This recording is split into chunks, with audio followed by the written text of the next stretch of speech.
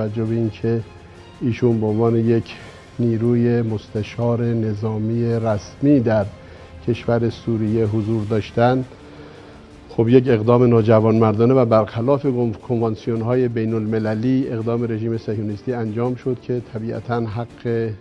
مقابله برای کشور قربانی محفوظ هست و به طور طبیعی پاسخ این جنایت خودش رو در واقع در شرایط مناسب و در زمان مناسب حتما خواهد گرفت.